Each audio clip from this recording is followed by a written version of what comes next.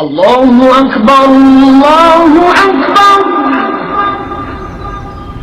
الله أكبر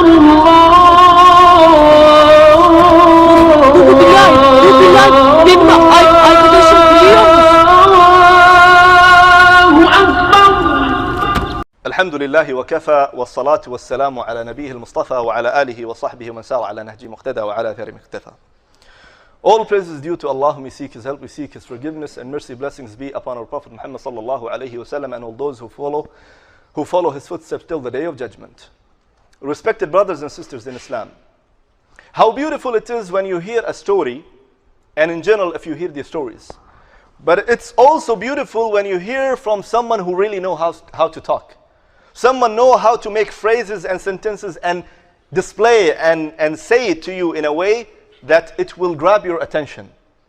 What about if a story coming from the mouth of Rasulullah sallallahu alayhi wasallam, the best human being, the one who walked on the face of this earth? He is saying a story that's narrated in Sahih Bukhari and Muslim. He said that there were 3 people before you who went out for some work. To take some rest, they went inside one of the caves in the mountain. When they went inside the cave, a big rock fell down and blocked the way for them to go out. Now they are stuck. What to do? One of the men, he said, Wallahi, by Allah, that no one can help you except that you make dua to Allah subhanahu wa ta'ala from the good deeds that you did in your life. So he made dua. One of the first man, he raised his hand and he said, Oh Allah, Allahumma, I had parents and they are so old and so weak, and I never ever in my life give myself and my family anything unless I give them, related to food and drinks. So he said, one day I came home and it was late and I have a milk with me in a pot.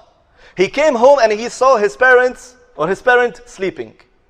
So he said, karihtu, I didn't like to wake them up.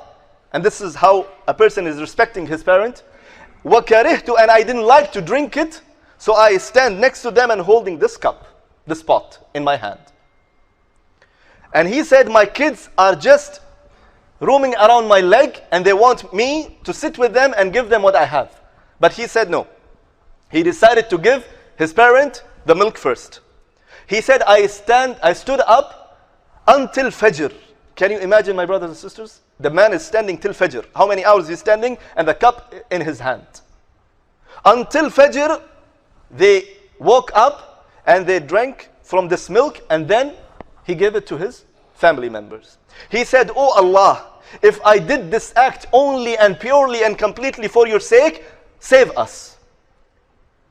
So the rock moved a little bit, but they cannot move out. They cannot walk out. They couldn't. So the next man, the other man said, Oh Allah, Allahumma,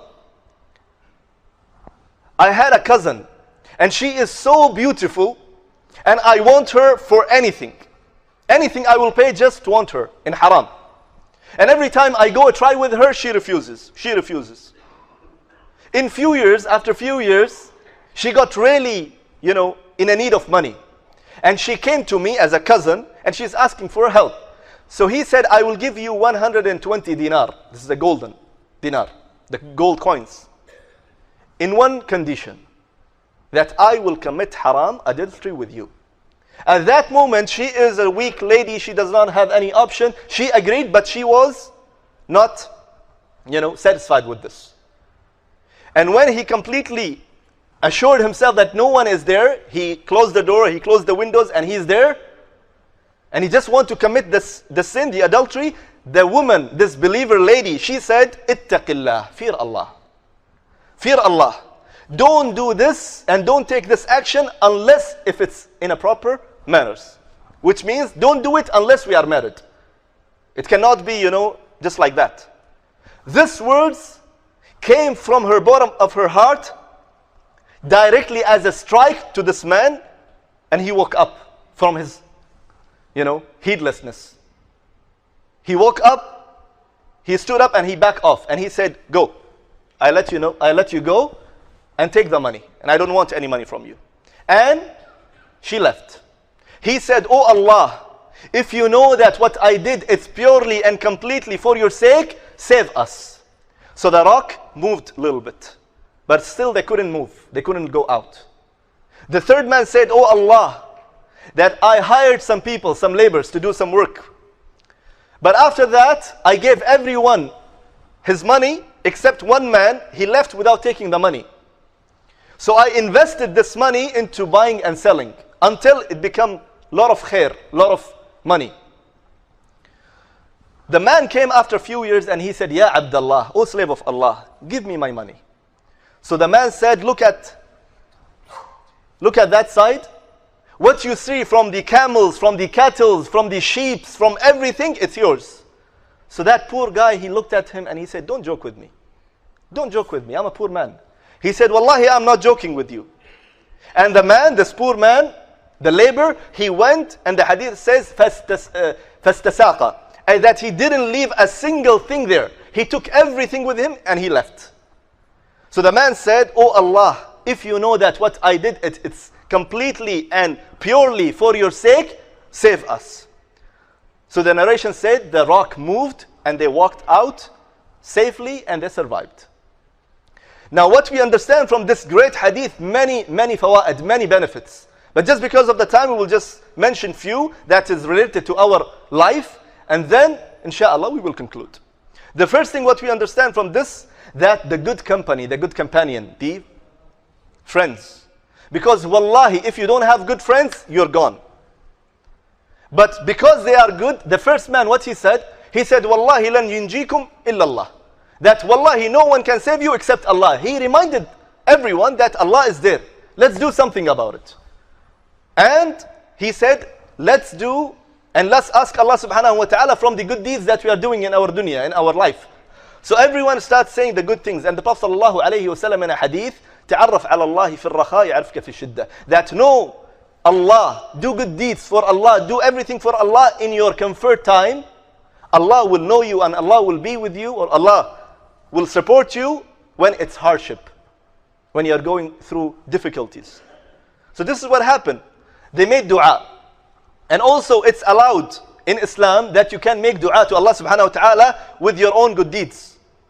We don't require any wali, we don't require anything, you know. In Islam it's simple.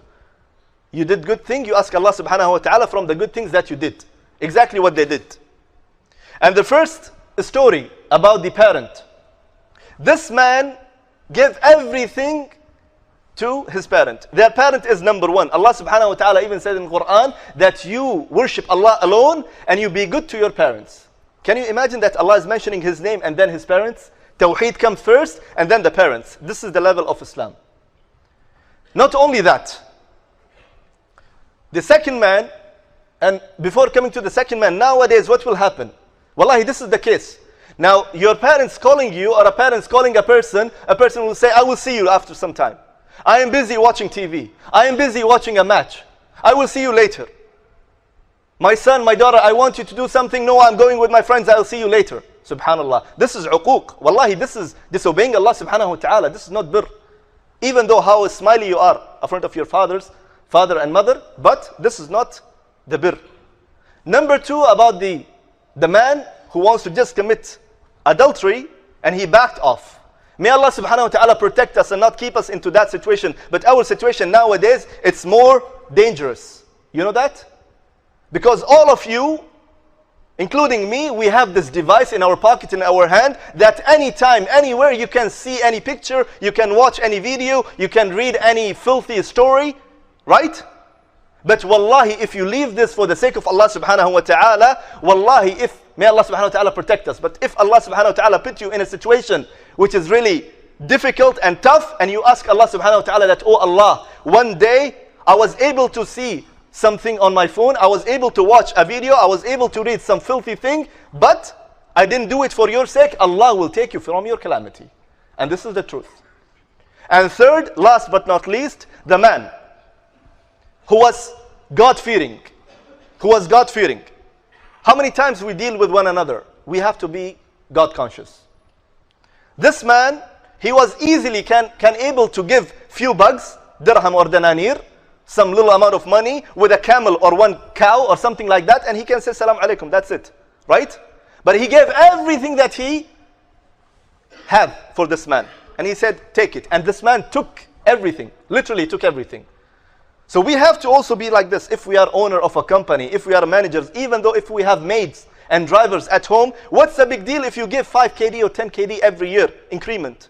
Wallahi, this 5 and 10 dinar that you are increasing, wallahi, it's not for him, it's for you.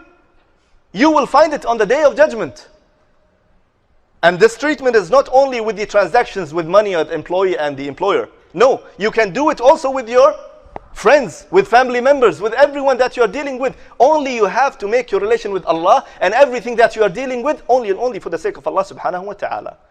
So I ask Allah subhanahu wa ta'ala to open our minds and hearts so we can accept the sunnah of Muhammad sallallahu alayhi wa sallam in our life. I ask Allah subhanahu wa ta'ala to make the Quran our rules and regulations so we follow it day and night. اللهم أعز الإسلام والمسلمين. اللهم أعز الإسلام والمسلمين. اللهم أعز الإسلام والمسلمين. اللهم أعز الإسلام بنا يا رب العالمين. اللهم اغفر لنا ذنوبنا وكفر عنا سيئاتنا وتوفنا مع الأبرار. اللهم اغفر لنا ذنوبنا وكفر عنا سيئاتنا وتوفنا مع الأبرار وادخلنا الجنة يا قوي يا قهار. وصلى الله وسلم على نبينا محمد وعلى آله وصحبه أجمعين وآخر دعوانا الحمد لله رب العالمين وأقم الصلاة.